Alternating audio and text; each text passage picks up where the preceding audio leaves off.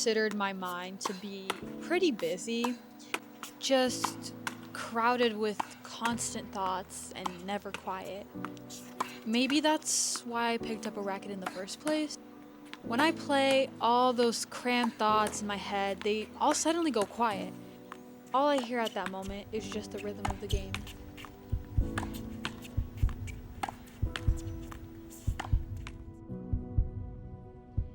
My name is Zosha, and I picked up a racket, I'd say around 4 years ago now, and to be honest, it was a very spontaneous connection. I just felt like I never wanted to let go of the sport. It just brought so much joy and so much excitement to me. I currently play around 18 hours a week, sometimes spending sunrise till sunset on the court, either just hitting with friends or practicing serves. I played over 100 matches, I'd say. In terms of high school tennis, this season we placed second in state as a team, and I placed third in individuals and districts. It was really unforgettable. What started as a simple passion became a purpose. Tennis gave my life direction I never expected. My first real opportunity to become involved with community through tennis was actually during a vacation trip to Exuma, Bahamas. On the island, I actually was lucky enough to meet a boy my age who shared the same passion as me, but I quickly realized that him and other kids like him don't have the proper resources to play. That really touched me. Even after I got home from my trip, I still thought about that boy and about the lack of resources he had. I really wanted to find a way to help out. That's when I came across this website called Second Serve. Second Serve is this youth-led nonprofit organization aiming to distribute gently used tennis equipment to under-resourced communities. It just felt like the kind of community I wanted to be a part of. I quickly became a member of the group and immediately started collecting gently used tennis equipment around me. I would set up these donation boxes at all my local tennis clubs in hopes that someone would want to drop any used equipment in it. To be honest, I was not expecting to receive this much equipment.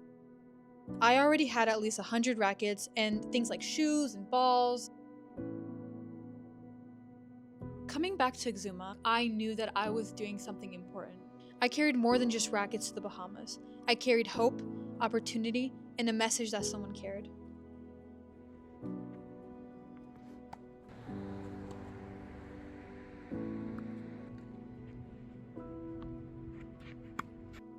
I'd say about a week or so after my trip to Exuma, I started seeing that my bins have been piling up again with tennis rackets. So I decided to start reaching out to local organizations in my area. I'm originally from St. Louis, Missouri, and I was connected to this organization called Keen St. Louis. This organization works specifically with empowering athletes with mental and physical disabilities through sports and activity. When I first came to donate the tennis equipment, I was immediately struck by how lively and warm the kids were. Their smiles were contagious and their energy was quite literally unstoppable. That day changed everything. I knew I couldn't just drop off the gear and leave. I had to help build something real. That's when I decided I wanted to start a tennis program just for these kids.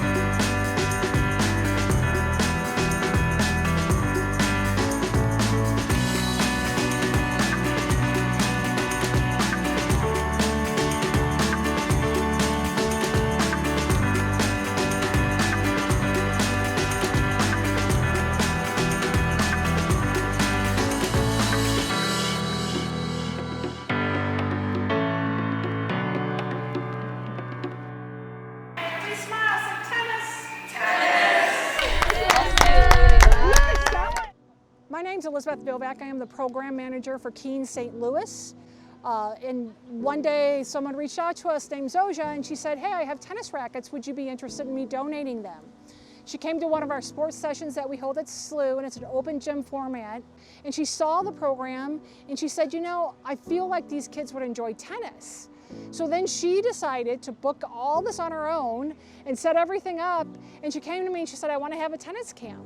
So now we do it once a month. She sets everything up. She gets the courts, brings the rackets, brings fruit and water for the kids. And the kids love it. It was 100 degrees today and they wouldn't get off the courts. They just love it and they get some much needed exercise. And Zoja was instrumental in doing all of it. It wouldn't exist without her.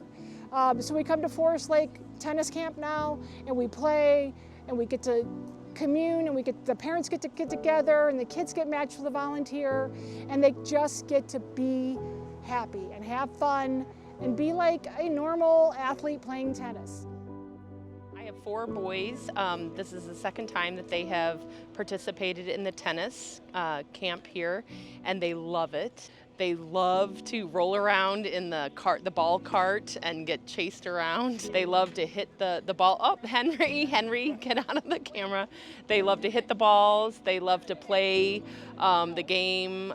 They love to just hit the balls as hard as they can. Have never played tennis before, and it's just a great exposure to the game. It's great to be partnered up, and the kids are so friendly and so kind. The kids there had a blast. As the program grew, so did the support. Volunteers started coming from all over. Some from my school clubs like Key Club, National Honor Society, and UNICEF. Some volunteers from St. Louis University also came. At one of my clinics, the entire WashU women's tennis team showed up to help out. So for now, I just finished setting everything up. Behind us, there's Seeing that kind of community rally behind these kids, it really reminded me why I started this in the first place.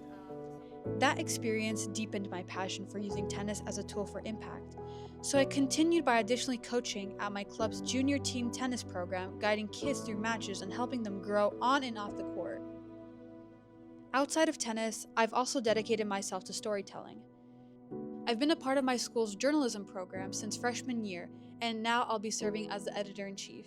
With nothing but a computer to type on, I wrote the stories behind my initiatives. I wrote about the racket donations in the Bahamas, which was posted on the official Second Serve website, and I also wrote a piece on my tennis clinic for my school's news website. I didn't want to stop there though.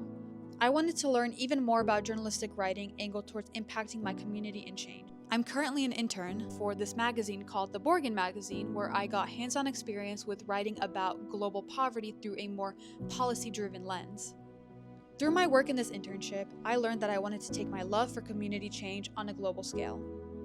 To me, this initiative is the seed for something much larger. What began as an innocent trip to the Bahamas with a handful of donated tennis rackets quickly grew into a substantial community program that engaged over 50 kids and volunteers. That experience taught me that meaningful impact doesn't come from ambition alone, but from the combination of an idea, leadership, and community trust. I don't want to stop there. My next step is to immerse myself in an academic environment that will challenge me to think globally and equip me with practical knowledge. I want to use business as a tool for building bridges between communities, between vision and execution. This has never been purely about tennis. This is about being the best version of yourself.